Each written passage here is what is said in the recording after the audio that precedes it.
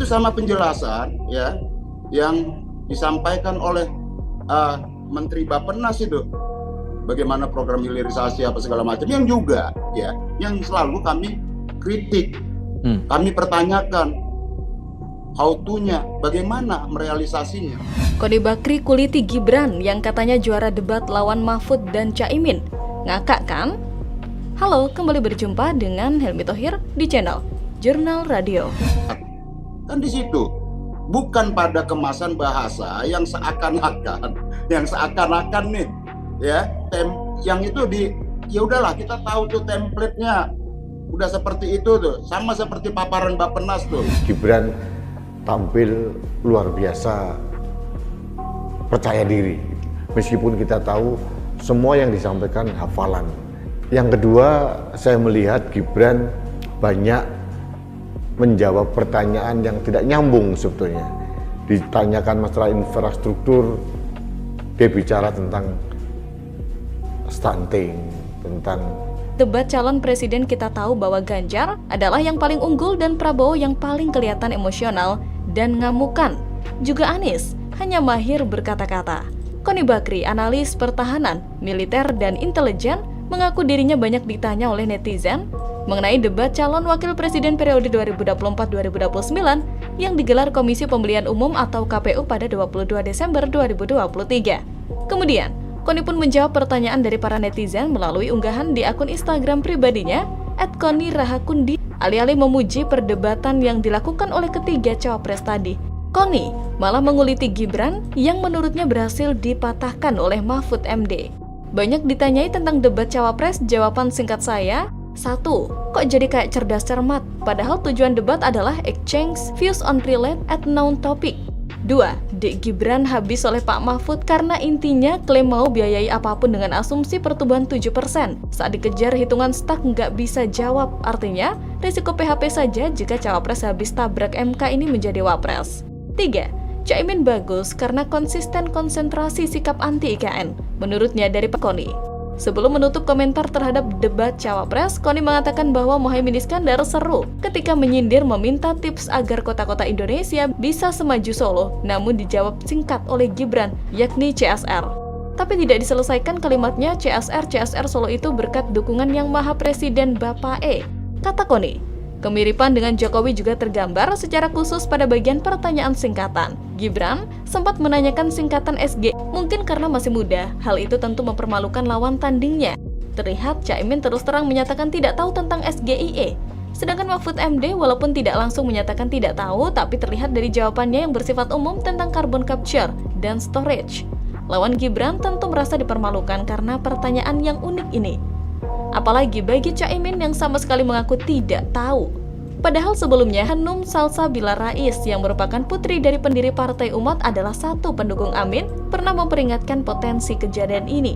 Hanum, kalau untuk alasannya sih kita semua tahu ya, karena jalur papa. Tapi yang menjadi hancur elektabilitas Gibran nantinya adalah ketika dia menanggapi atau ketika dia ditanggapi oleh calon wakil presiden nomor urut 3 Mahfud MD.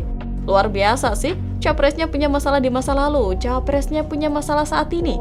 Dengan cap cawapres cacat hukum, dua-duanya klop dan serasi. Dua-duanya terlihat sangat bernafsu berkuasa. Yang satu sudah belasan tahun kepingin berkuasa, yang satu lagi dibuka jalannya oleh paman langsung kepingin berkuasa juga. Jadi bagaimana kalau menurut Anda? Tentu kebersamaan kami mendukung beliau-beliau yang secara kapasitas, secara integritas mengamankan amanah dari reformasi. Tak gentar, Siti Nur Aziza, Putri Ma'ruf Amin bikin kejutan. Dukung Ganjar Mahfud di Pilpres 2024, tak takut dipecat Demokrat? Halo, kembali berjumpa dengan Helmi Thohir di channel Jurnal Radio. Dia pamit sama saya dan memberitahu dia mau jadikan calon wakil presiden. Mungkin saya sebagai orang NU yang sudah sepuh pamitlah sama saya. Ya saya bilang, saya sampaikan selamat, mudah-mudahan bisa kalau nanti terpilih bisa menjalankan tugas. Urut 3 Ganjar dan Mahfud untuk Pilpres 2024. Sebab menurut Wikipedia, sejak 2020 hingga sekarang Siti Nur Aziza masih tercatat sebagai wasekjen Partai Demokrat. Partai Demokrat yang dipimpin AHY sendiri mendukung Prabowo Gibran. Pembelotan dukungan Siti Nur Azizah tentu menarik. Dia menilai Ganjar Mahfud sangat layak untuk menjadi pemimpin Indonesia. Dukungan tersebut diberikan oleh organisasi yang mengatasnamakan diri Barisan Advokasi Keadilan Indonesia Ganjar Mahfud III. Di organisasi itu, Azizah merupakan Ketua Dewan Pembina. Kami Baki Gama 3 yang terdiri dari sarjana hukum dan advokat di seluruh Indonesia menyatakan siap mendukung Bapak Ganjar Pranowo menjadi Presiden RI 2024. Menurut dia, paslon nomor urut 3 itu kapasitas dan integritas yang lengkap. Azizah menilai Ganjar dan Mahfud adalah tokoh yang membanggakan sebagai sesama sarjana hukum. Dia mengaku bangga bisa hadir pada kesempatan itu dan memberikan dukungan kepada Ganjar Mahfud. Tentu, dengan semangat satset tas-tes, beliau kayaknya cocok sekali untuk kita semua sebagai sarjana hukum, kata dia. Ketika ditanya apakah dia sempat berdiskusi dengan ayahnya tentang dukungannya terhadap Ganjar Mahfud, Siti Nur Azizah menyatakan sang ayah hanya menitipkan beberapa jalan dengan lancar dan baik dan juga secara jujur adil. Katanya, dan juga tentu demokrasi bisa berjalan dengan baik, bisa menghasilkan pemimpin, tentu bisa menyelesaikan apa yang jadi harapan dan kebutuhan masyarakat. Imbuhnya. Sementara itu, Ganjar Pranowo menyebut dukungan dari Putri Ma'ruf Amin itu adalah sebuah energi bagi dia dalam menghadapi Pilpres 2024. Dia, semua bentuk penyimpangan hukum harus kembali ditegakkan. Capres nomor urut 3 Ganjar ditemani Ketua Umum Perindo Heritanu Sudibjo menemui Pendeta Niko Jotoraharjo Rabu 20 Desember 2023. Dia mengaku beberapa kali bertemu dengan Ma'ruf Amin serta mendapatkan nasihat mengenai persoalan bangsa. Dukungan Ibu Azizah, terima kasih, saya juga, apalagi beliau penting buat kami. Imbuh Ganjar. Ganjar turut menyoroti kebebasan berpendapat yang menurut dia terus menuai sorotan baru-baru ini.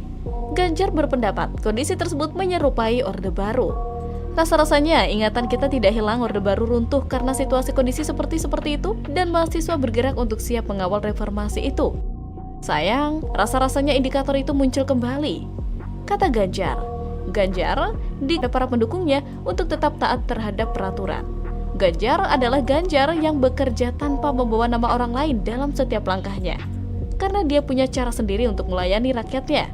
Tidak perlu repot mencontoh gaya kepemimpinan lain. Cukup jadi diri sendiri yang berkontribusi bagi kepentingan bangsa dan negara. Gotong royong untuk memenangkan kontestasi Pilpres 2024 nanti. Bagaimana perasaan Mas Prabowo? Soal etik. Dasmu etik. Makin parah, dasmu etik. Prabowo Subianto sebut itu sifat orang Indonesia. Mau hasut rakyat biar berkata-kata kasar. Halo, kembali berjumpa dengan Berdasarkan itu di antara keluarga kita bicara, dan itu kan bicara orang Banyumas biasa lah bicara. Gak usah dibesar-besar. Pak Prabowo. Siapa yang suruh nanya? Ya, tapi penjelasan mereka yang kemudian coba memberikan gambaran bahwa di kalangan masyarakat katanya biasa menggunakan dasmu ketika bercanda dengan temannya dan kemudian menggunakan dasmu, ya, dasmu baju, dasmu peyang dan sebagainya gitu ya. Itu mereka sampaikan karena mereka tidak punya beban jabatan, karena mereka tidak mengemban amanah apapun. Karena mereka adalah orang biasa, rakyat jelata yang bebas sebebas-bebasnya. Sementara Prabowo Subianto, dia adalah seorang menhan, dia adalah seorang menteri, dia adalah ketua umum partai, dan hari ini adalah seorang calon presiden. Maka pertanyaannya, apakah kemudian situasinya mau disamakan? Prabowo sebagai capres mau disamakan dengan rakyat jelata yang tidak punya jabatan apa-apa?